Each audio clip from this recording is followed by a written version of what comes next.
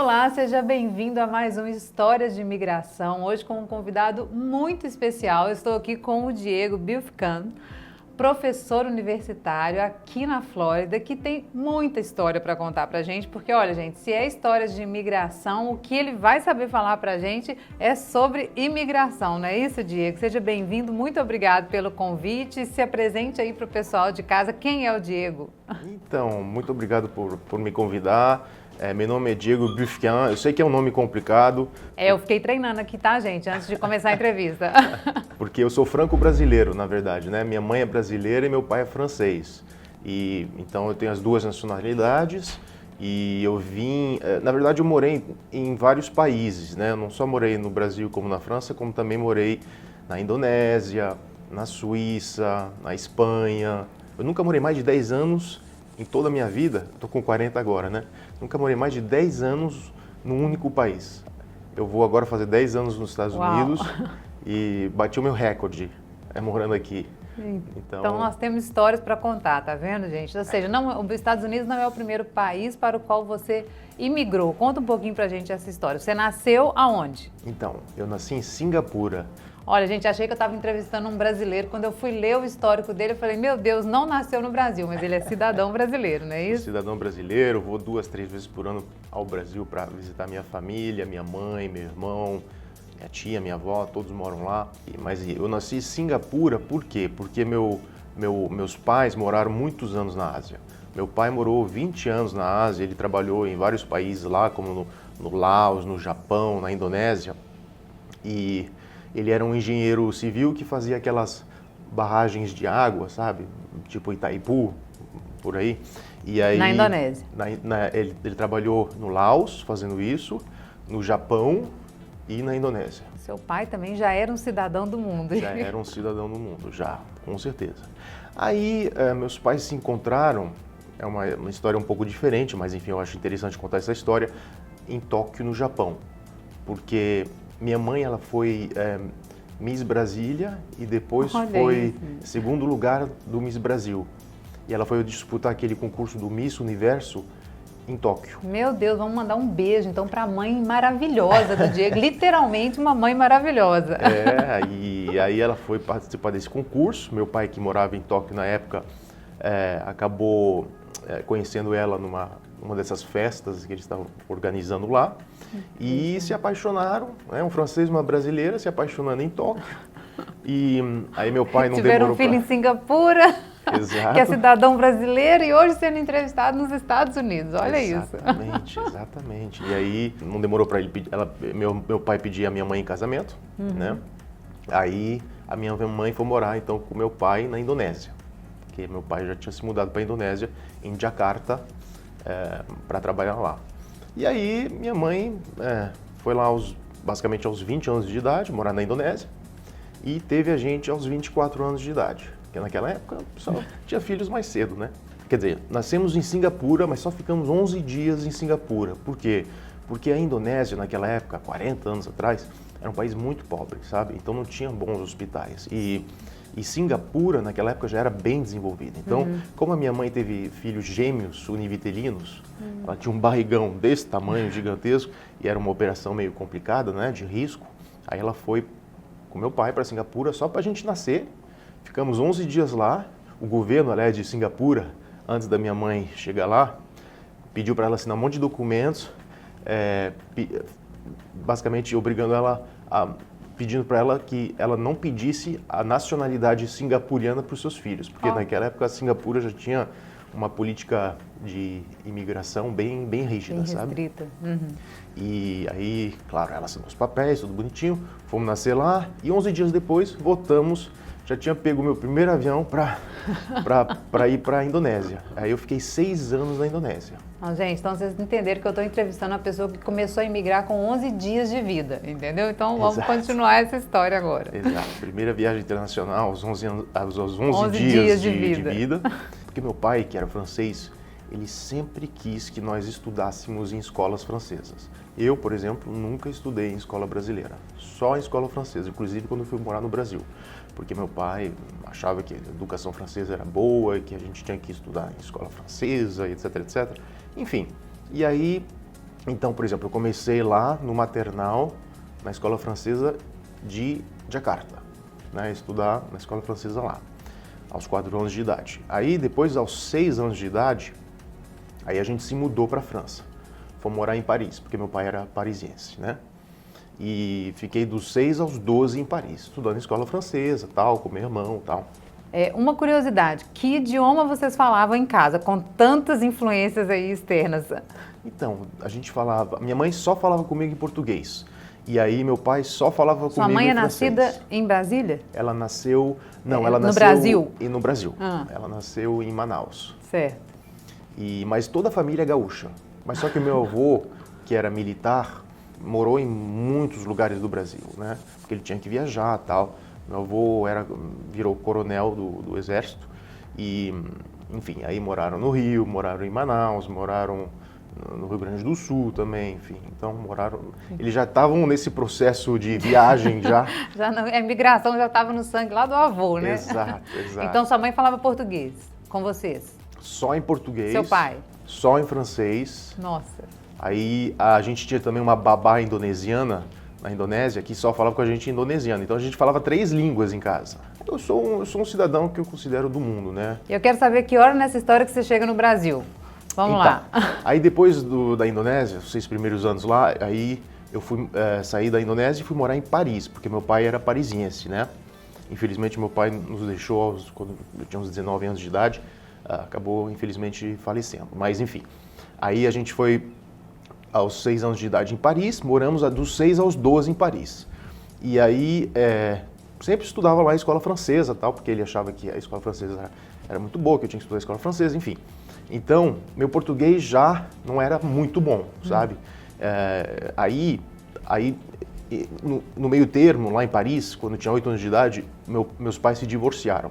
Eu tinha 8 anos de idade. E aí minha mãe foi morar com meu irmão e eu num apartamento, meu pai morava em outro apartamento. Aos 12 anos de idade, a minha mãe, que trabalhava no ramo de TI em Paris, ela sempre trabalhou no ramo de TI, sabe? Ela decidiu se lançar e abrir uma empresa de TI em Brasília, chamada iOS. Então, por isso que aos 12 anos de idade, minha mãe, meu irmão e eu fomos para Brasília, e meu pai ficou em Paris, porque minha mãe tinha esse desejo de abrir a empresa dela de TI no Brasil. E aí a gente via meu pai de vez em quando, nas férias, tal, 2 vezes por ano, a gente passava férias juntos. E aí tem uma pergunta que eu sempre faço assim para o entrevistado. Quem era o Diego, então, no Brasil? Porque eu sei que agora você já é um cidadão do mundo, mas lá no Brasil, assim, que formação que você teve, o que foi desencadear essa vinda no futuro e depois para os Estados Unidos? Qual foi o curso que você fez? Quais eram os seus planos lá no Brasil? Então, eu fiquei até os 18 anos no Brasil, né? Aí depois eu fui estudar hotelaria na Suíça, porque o meu irmão gêmeo, que teve em primeiro a ideia de estudar hotelaria, ele também, né, ele que me incentivou a estudar hotelaria. Então, nós dois fomos para a Suíça. E vamos mudar de país de novo, gente. Vamos lá. Vamos mudar de novo de país. Aí eu e meu irmão fomos estudar na Suíça, ele ficou numa escola que se chama Lyon, eu fiquei em Lausanne. Essas 2 cidades ficam a 20 minutos de trem, uma da outra. Porque como a gente é gêmeo, a gente é muito próximo um do outro, né? Então a gente não podia ficar muito longe um do outro, né? Literalmente. Literalmente. Então, aí eu fui estudar com ele lá na Suíça, fiquei uns 5 anos lá. Também lá eu tive a oportunidade de fazer estágios, porque a nossa escola obriga a gente a fazer estágios, né? Pra gente trabalhar em hotéis, restaurantes e tal. E aí eu tive a oportunidade de fazer um lindo estágio lá na Ilha da Réunion. Não sei se você sabe onde é. Eu fiquei 6 meses na Ilha da Réunion, que é um departamento francês que fica no Oceano Índico, perto de Madagascar. Nossa. Perto da Ilha Maurício. Não sei se você já ouviu falar. Já ouvi falar. Enfim, uma ilhazinha no Oceano Índico lá bem... Que lugar paradisíaco, escondido. Lindo. Eu trabalhei nesse hotel durante 6 meses, foi maravilhoso. E por isso que eu incentivo todo mundo, a galera, a eventualmente se interessar por essa carreira, porque essa carreira de hospitalidade, hotelaria, turismo, ela te proporciona essas oportunidades, né? Internacionais, de viajar e tudo. Então, aí eu fiz meu estágio na Ilha da Réunion e também eu fiz um outro estágio de 6 meses em Cannes, durante o Festival de Cinema, e lá eu trabalhei num hotel em Cannes durante 6 meses também. Então, enfim, deu para viajar, deu para ver bastantes lugares interessantes. Aí depois, quando me formei, né, da minha escola lá na Suíça, mais ou menos aos 23 anos de idade, aí eu fui trabalhar na Espanha, porque eu queria muito aprender o espanhol, sabe? Olha, eu acho que na edição nós vamos fazer assim, cada hora que falar um país entra uma bandeira, porque mudamos de país de novo, vamos lá. Exato. Aí eu queria muito... E por que Espanha? Porque eu queria muito aprender o espanhol e... Mais um idioma, indonesiano, francês... O inglês, e o espanhol. Falo 4 português, idiomas. E português, exatamente. Aí foi para Espanha. Aí foi para Espanha. Nessa área de hotelaria também. Área de hotelaria. Aí eu tive que fazer o meu terceiro estágio, porque são 3 estágios que eu tinha que fazer. Então, o meu terceiro estágio eu fiz em Barcelona. Aí eu fiquei 6 meses em Barcelona, trabalhei naquele hotel do Ritz-Carlton, Hotel Arts Barcelona, aquele hotel que fica lá no Porto Velho Olímpico, um hotel que eles construíram somente para os Jogos Olímpicos, um hotel lindo de 450 quartos, maravilhoso, que tinham acabado de renovar, enfim. Aí foi uma experiência muito boa, eu trabalhei no departamento financeiro lá, né, no departamento de contabilidade financeiro. E aí, depois eu fui, depois de terminar meu último estágio e finalmente me livrar de estágios, e ter meu diploma, obviamente, aí eu fui trabalhar numa inauguração de um novo hotel que eles tinham acabado de inaugurar, numa cidadezinha bem pequenininha na Espanha, no País Basco, que se chama El Ciego. Se fosse traduzir isso em português, seria... A cidade se chamaria O Cego. O Cego. Enfim. E aí eu fui morar nessa cidadezinha que é a região vinícola da Espanha. É lá onde se produzem os vinhos. Né? Exatamente. Aí eu trabalhei nesse hotel que ficava dentro de uma vinícola.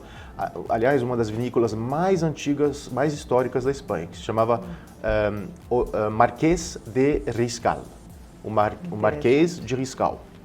E se vocês forem ver na internet, por exemplo, vocês vão ver, se vocês colocarem Hotel Marquês de Riscal, vocês vão ver, é um hotel que foi construído pelo Frank Gehry. É um arquiteto que construiu o Museu Guggenheim de Bilbao. Sabe aquele Museu Guggenheim todo cinza, prateado, que basicamente mudou a cidade de Bilbao? E também ele construiu vários outros prédios em Nova York, em Los Angeles, enfim, um arquiteto canadense-americano que constrói só estruturas bizarras, assim. São estruturas totalmente, sabe, únicas e diferentes. Niemeyer de lá. É o Niemeyer daqui dos Estados Unidos e do Canadá. E aí eu trabalhei nesse hotel de 43 quartos, altamente luxuoso, assim, altíssimo luxo. Por exemplo, o Brad Pitt e a Angelina Jolie foram um dos nossos primeiros clientes lá, por exemplo. Porque era uma obra de arte o prédio, né, o hotel, né? Aí, inclusive, na inauguração veio o rei da Espanha também, enfim. Foi uma coisa bem... Experiência riquíssima. Muito rica mesmo. E trabalhar numa inauguração de um hotel é ainda mais rico ainda, porque você está basicamente dando vida a algo novo, que não existia antes. Fazendo aquele projeto acontecer, né? Exatamente. Trazendo a existência. Exatamente. E lá eu trabalhei no departamento financeiro também, sabe? Em contabilidade. E como é que a gente vai desse hotel de titânio aí para São Paulo? Me conta. Aí, então, depois de um ano trabalhando lá no departamento financeiro, eu vi que trabalhar em finanças não era muito a minha praia.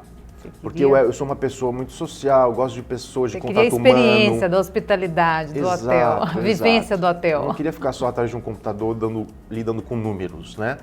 Então, assim, e também estava batendo uma saudade muito grande do Brasil, da família, porque eu já estava há uns 8 anos na Europa, né?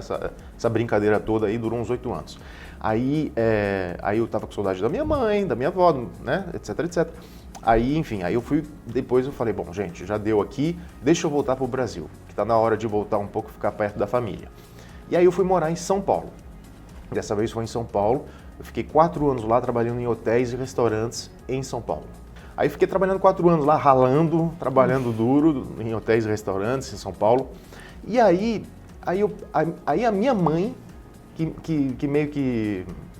eu já tinha 30 anos de idade naquela época, ela falou assim, mas por que você não vai nos Estados Unidos? Porque lá em Washington tinha uma convenção de franquias de restaurantes.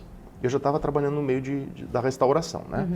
Aí ele falou, por que você não vai ver se não tem uma franquia interessante lá, eventualmente, para trazer para o Brasil? Eu falei, bom, pode ser então. Visionária, sua mãe. Minha mãe, enfim, pagou a passagem e tal para mim, para eu ir para Washington para atender essa convenção, né, de franquias de restaurantes. E aí quando eu fui para lá, eu não vi nenhuma franquia muito interessante, muito atrativa, sabe? Eu não vi nada de muito único, assim, que o Brasil já não oferecesse.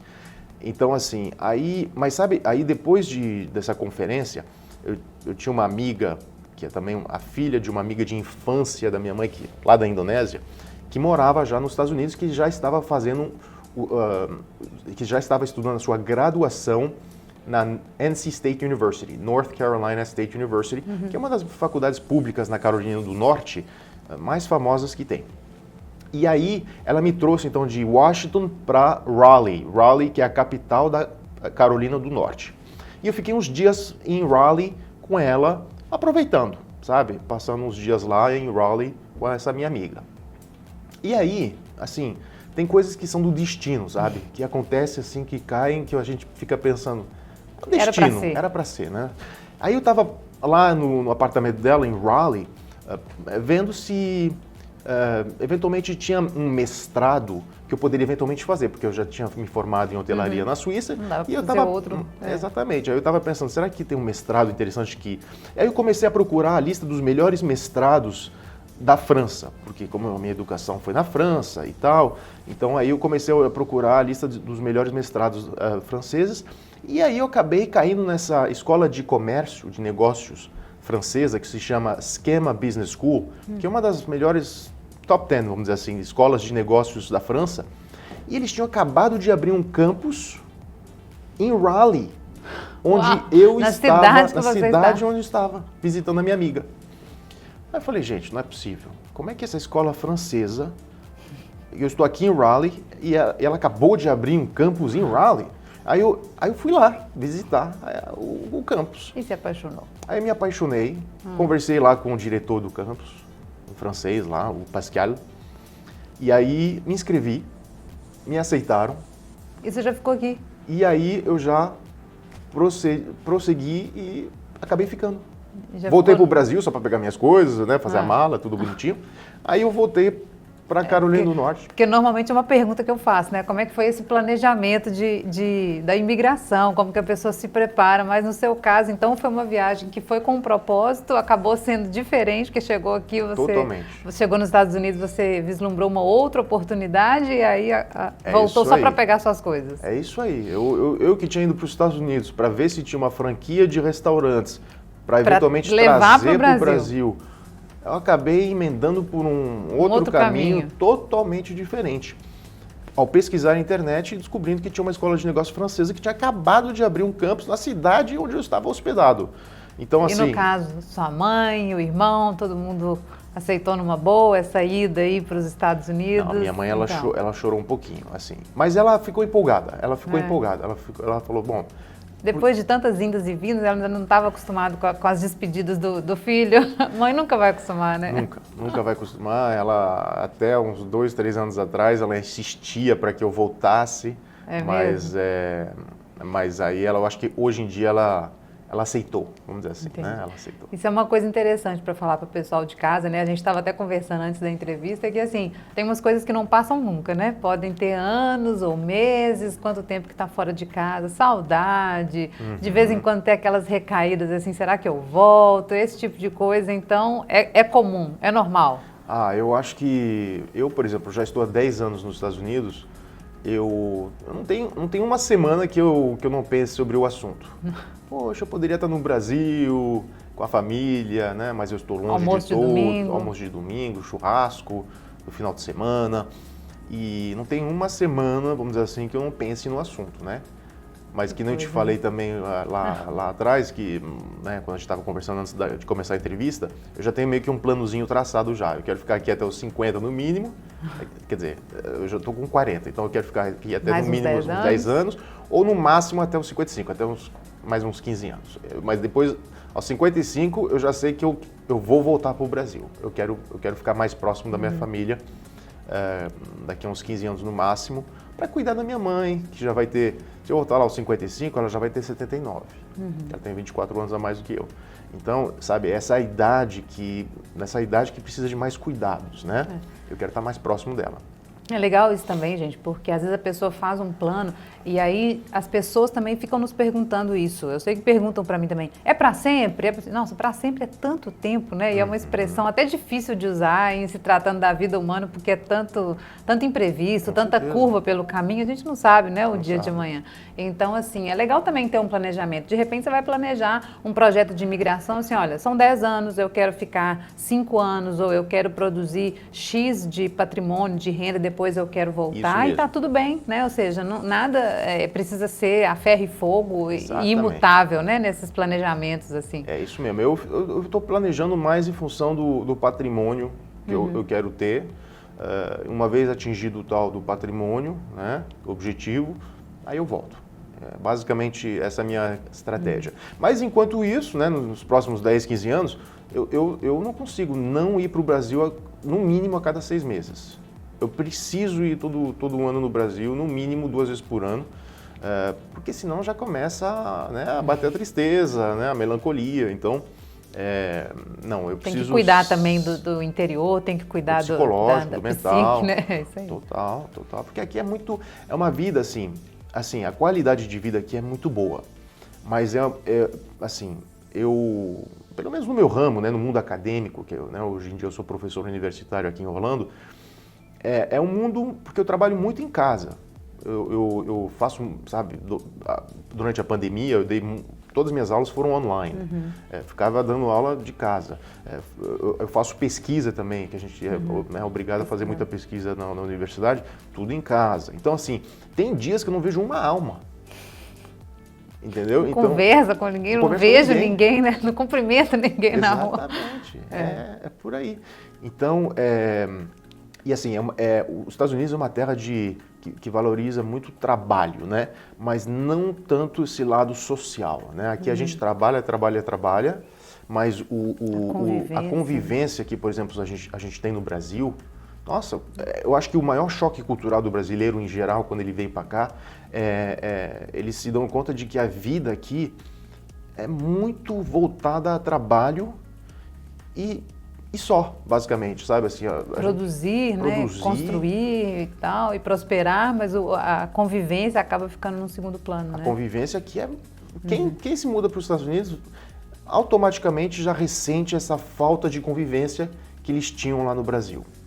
Já bate um choque cultural logo ali, nesse sentido, que todo mundo acaba reclamando um pouco dessa falta de convivência que tem aqui nos Estados Unidos, porque o americano é o povo mais individualista do mundo, e não estou nem criticando. Isso é segundo uma escala lá de um psicólogo famoso que se chama Hofstede, que mensurou o nível de individualismo de todas as sociedades do mundo. E os Estados Unidos é o país mais individualista do planeta. Isso quer dizer o quê? Quer dizer que as pessoas aqui, basicamente, elas trabalho, casa. Trabalho, casa. Aí depois, às vezes, tem um restaurante à noite, né? Depois do trabalho. De uma forma resumida, assim, literalmente cuidam da própria vida, né? Assim. Do próprio umbigo. É isso aí. Penso muito, né, em si, nos seus pertences, né, materiais que eles acabam podendo consumir, né? E cuido eventualmente do seu círculo familiar. Mas quando você vai ver o círculo familiar dos americanos, geralmente ele tende a ser muito pequeno e, inclusive, até mesmo dentro das famílias, não há esse convívio. Né? Por exemplo, assim, é mais pai, mãe, filhos, por exemplo, é diferente, não tem aquela ligação com o primo, com a tia, com essa coisa. Exatamente. De ampliar o familiar, e né? até mesmo pai e mãe. Por exemplo, eu tenho uma colega que trabalha comigo lá na minha universidade, que é americana. Ela falou assim, que ela vê os pais dela uma vez por ano. Os pais dela moram na Virgínia e ela mora aqui em Orlando. Eu vejo mais a minha mãe que mora no Brasil do que ela que mora em Orlando. Deve ser no Thanksgiving, né? Que ela deve ir lá. Eu acho que é por aí. Thanksgiving, talvez Christmas, né? Natal. Pronto. uma vez por ano. Que coisa, né? E eu ia te perguntar exatamente isso. Você que já foi em tantos países, esses choques culturais, assim, já passou algum perrengue, Diego? Alguma coisa que você não dominava nessas ilhas aí, nesses países tão diferentes que você já foi? Já passou algum aperto por não conhecer alguma cultura? Porque isso acontece, né? Sim. De repente você chega com os hábitos brasileiros, com os costumes brasileiros, e aí já passou por alguma coisa desse tipo? Aqui nos Estados Unidos passou alguma coisa ou não? Bom, aqui nos Estados Unidos é o que acabei de mencionar, né? Uma sociedade voltada muito ao trabalho e pouco ao contato social e humano, né? Assim, pelo menos menos do que no Brasil, né? Aí, por exemplo, a Suíça foi também outro país que o pessoal lá é tudo muito retinho, sabe? Tem que ser tudo muito certinho, sabe? As lojas, por exemplo, na Suíça, supermercado na Suíça fechava às 7 e pouco da noite, supermercado. Então, assim, diferente, alguma sabe? coisa 8 horas da noite, você passava aperto. Passava aperto. Assim, eu acho que eles têm tanto dinheiro lá. Assim, policial anda de BMW na Suíça, né? Que eu acho que se as lojas permanecerem, elas não precisam permanecerem até as 11 horas. Até as 10. Não precisa. Eu acho que tem tanto dinheiro lá que não estão nem aí. Restaurantes, por exemplo, eu me lembro, a gente foi numa pizzaria lá, a pizza era 50 francos suíços. 50 francos suíços dá mais ou menos uns 45 euros. A pizza. Nossa. Tudo é caro lá na Suíça. Além do frio também, né? O frio das vezes que tinha lá no inverno, porque eu ficava numa cidade que se chamava Lausanne. Eu me lembro, e é uma cidade universitária, então tem um monte de estudantes. Então eu me lembro, eu estava numa discoteca lá, saindo de uma boate, tipo às 3, 4 da manhã. Aí eu tinha aqueles relógios que mostravam lá a temperatura, né? O termômetro. Aí eu estava lá vendo, menos 33 graus. Brutal, enfim. Então isso é a Suíça, sabe? Tipo, inverno... É inverno pra valer. É inverno pra valer. E aí, um país que eu achei mais similar ao Brasil foi a Espanha. Eu acho que o povo espanhol, eles são muito calorosos, sabem viver, eles são muito família também. Eles têm uns horários meio diferentes. Então, por exemplo, no trabalho, eles têm um lunch break, né? Como é que se diria isso? Eles fazem uma siesta, mais ou menos 1 da tarde até as 3. Aí eles voltam ao trabalho mais ou menos 3 e ficam até as 7. Gente, meu pai teria sido muito feliz na Espanha. Como ele adorava uma dormidinha depois do almoço. Engraçado isso, né? Nossa, eles fazem uma pausa mesmo, né? Eles comem, dormem e voltam para o trabalho, basicamente. É isso. Realmente sabem viver, então. Sabem viver, são calorosos, são muito receptivos, são generosos. É um povo generoso, sabe? Além disso, eles têm uma gastronomia que é espetacular, enfim, uma cultura, né? É um país que eu amei morar lá, eu me senti em casa, sabe? Quando você se sente em casa. Que bacana. Bom, Diego, e hoje aqui, gente, o Diego, ele é professor, a gente estava aqui falando, né? Eu me preparei, li aqui tudo para falar da UCF, né? Que eu falei, olha, a segunda maior universidade dos Estados Unidos em número de alunos. Ele falou, não, já passou, já é a primeira, né? Ou seja, aqui em Orlando, então, está a maior universidade em número de alunos, né? No caso, são mais de 72 mil alunos. E o Diego é professor lá, não só professor, né? Você coordena ali a parte do Rosen College, né? Que é essa parte de hospitalidade, de hotéis. E eu sei que tem muito professor que acompanha a gente aqui no Imigre Fácil. E eu queria que você contasse como é que foi esse caminho até chegar lá e hoje, então, está atuando, né? Como no corpo docente e coordenando isso aí. Como é que foi esse caminho para chegar? Isso. Então, como eu falei para vocês, né? Eu fui fazer o meu mestrado em Raleigh, né? Na Carolina do Norte. Comecei por aí. Aí eu fiquei 1 ano lá fazendo meu mestrado, numa escola de negócios francesa. Aí eu tive um mestrado em negócios internacionais, o que eles chamam de Master of Science in International Business. E aí, enfim, depois de 1 ano, aí, quer dizer, no meio do mestrado eu pensei, nossa, tá tão bom aqui, o que eu posso fazer para ficar um pouco mais? Porque eu amei estudar aqui, eu quero ficar aqui. Eu estava amando estudar na faculdade, porque a gente estudava na Schema Business School, só que ela ficava dentro da NC State University, North Carolina State University. Então a gente tinha acesso a todas as amenities dessa faculdade americana, que é uma das top que tem, é enorme. E aquela vida que você viu nos filmes, né? Aquela vida que eu via nos filmes, eu acabei vivenciando isso, tal, com um monte de alunos franceses. Então, é a coisa mais bizarra. Os alunos eram franceses, a gente num campus americano. Enfim, um negócio meio bizarro, mas que eu amei. E aí eu falei, o que eu posso fazer para ficar um pouquinho mais aqui? Aí depois eu pesquisei doutorados, né? E vi que a Universidade da Carolina do Sul, ou seja, o estado logo ao sul da Carolina do Norte, tinha acabado de inaugurar um doutorado em Hospitality Management, que é hotelaria e tal, né? Aí eu fui, aluguei um carro, dirigi 4 horas ao sul, entrevistei lá na Carolina do Sul com o coordenador de doutorado, que é o Dr. Lee, um chinês, e aí me inscrevi, me aceitaram, recebi bolsa integral. Então, assim, eu não paguei nada. Eu pagava, assim, uma taxa simbólica por semestre de $1.000 por semestre, para pagar, tipo, IT, a academia, essas coisinhas. E é isso que é muito bom com doutorado, gente. Eu não sei se o pessoal no Brasil sabe, mas se você fizer um doutorado nos Estados Unidos, 90% dos alunos de doutorado aqui nos Estados Unidos ganham bolsa integral. Ou seja, você não paga nada para fazer um doutorado aqui.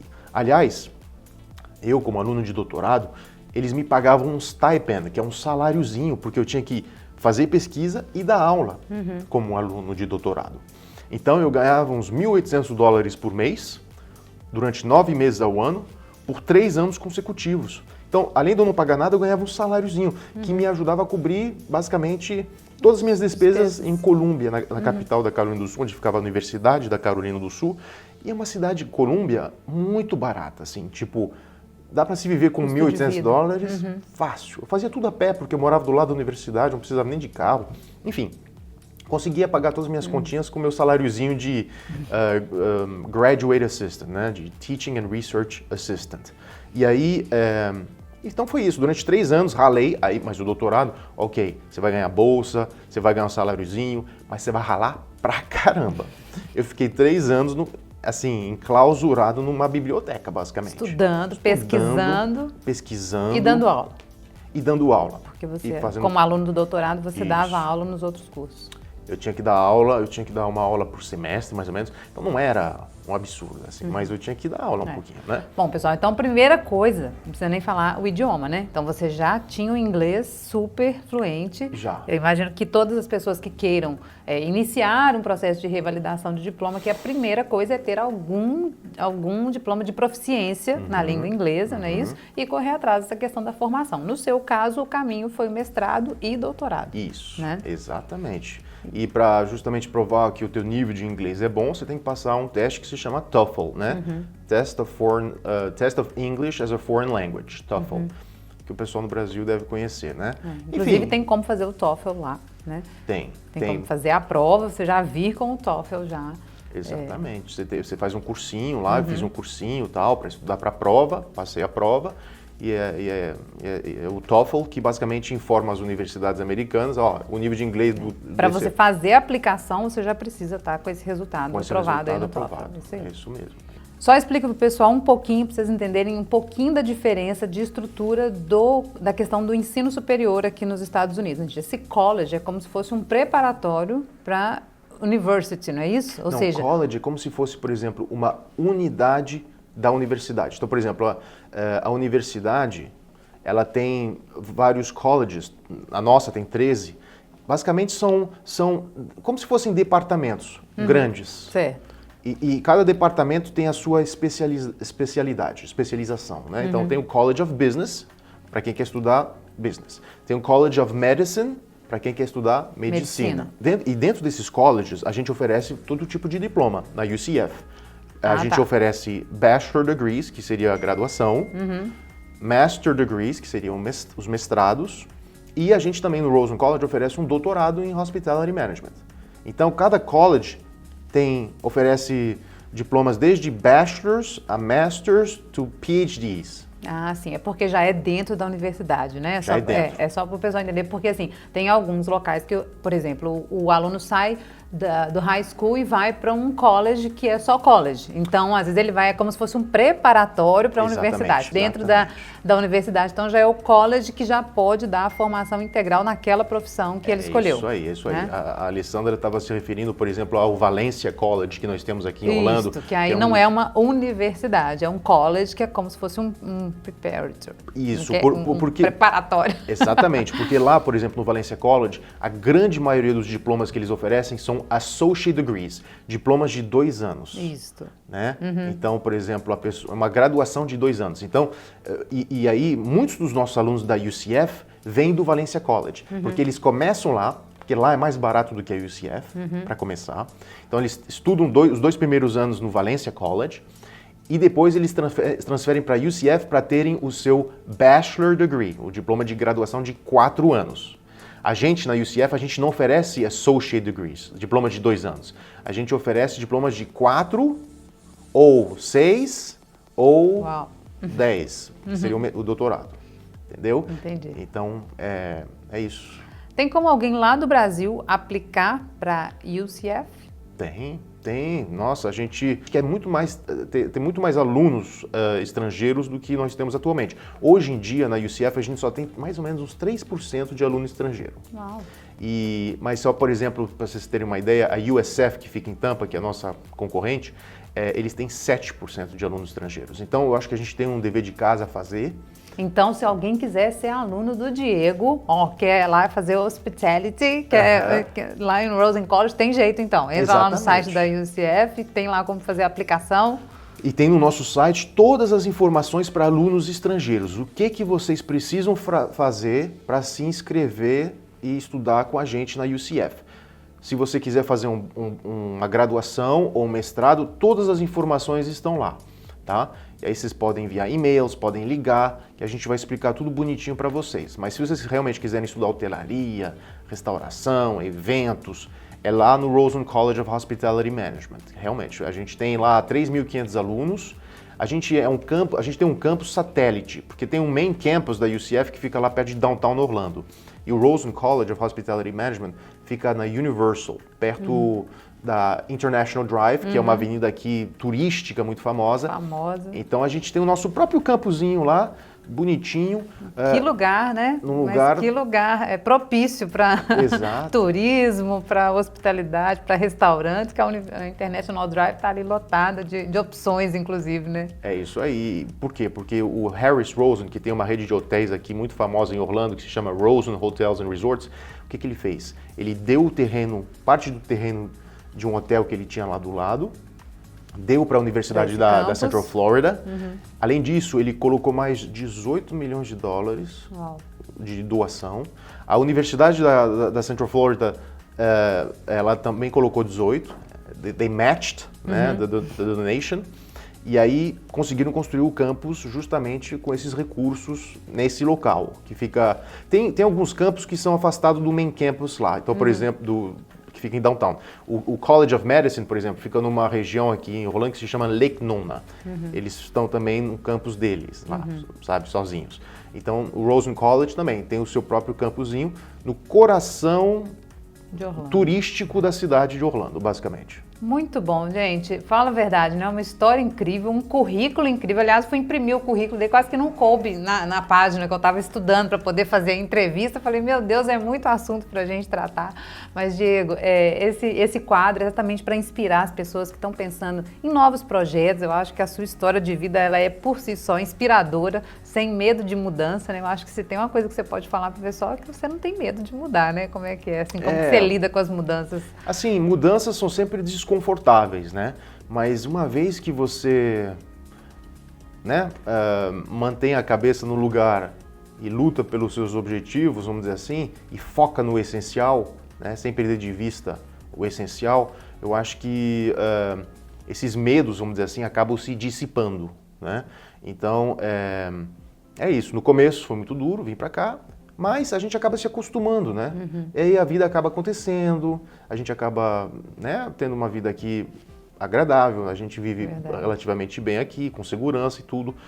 Então, assim, sair da zona de conforto, às vezes vale a pena, porque daí você pode, inclusive, conhecer um mundo, né, gigante por aí que você não teria a oportunidade de conhecer se não tivesse a coragem de sair da zona da zona de conforto. E eu acho que não precisa nem ter muito dinheiro para sair da zona de conforto. Essa é a melhor Mais parte. coragem né? do que dinheiro, né? Mais coragem do que dinheiro, exato. E faz a gente crescer, né? Isso amplia os horizontes. As Exato. duas perguntinhas que a gente sempre faz no final, assim, a primeira é todo esse trajeto, todo esse esforço, essa coragem, sair do seu lugar de conforto ali. Valeu a pena, Diego? Hoje, olhando para trás, hoje Valeu. o Diego com 40, quase 40, como é que é? Sim, sim. Olhando para trás, valeu a pena? Valeu muito a Quem pena. é o Diego hoje, assim, depois dessa trajetória toda? Então, eu olho para trás e fico pensando, nossa, eu tive uma vida realmente muito interessante, assim. E eu espero continuar a ter uma vida muito interessante. Eu não quero parar por aqui, sabe? Por exemplo, a partir do ano que vem, a partir de todo mês de maio, eu vou começar a eu vou oferecer um Study Abroad Program para os nossos alunos do Rosen College, e todo mês de maio a gente vai ficar uns 15 dias na Europa, explorando vários países, comendo em vários restaurantes, visitando vários museus, hotéis e tudo mais.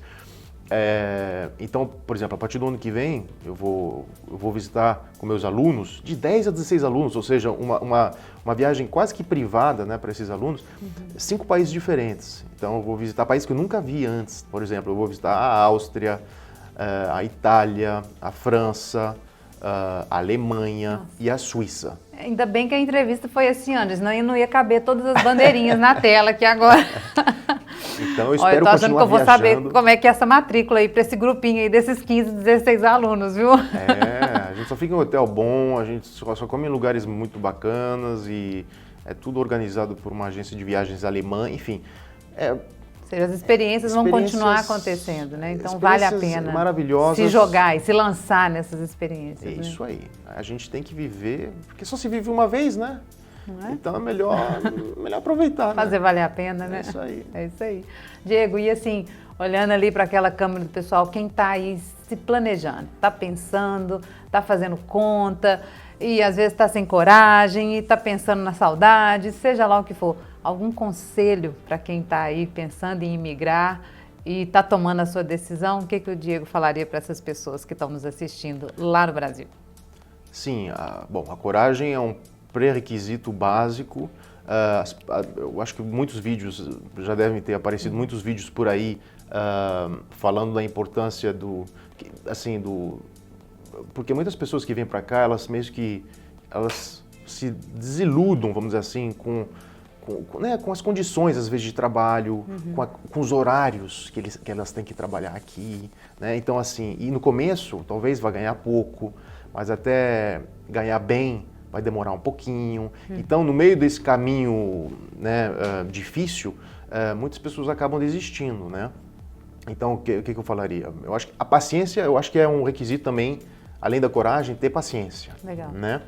E é isso, basicamente. Eu acho que essas seriam as duas vertentes que precisa manter em mente sempre.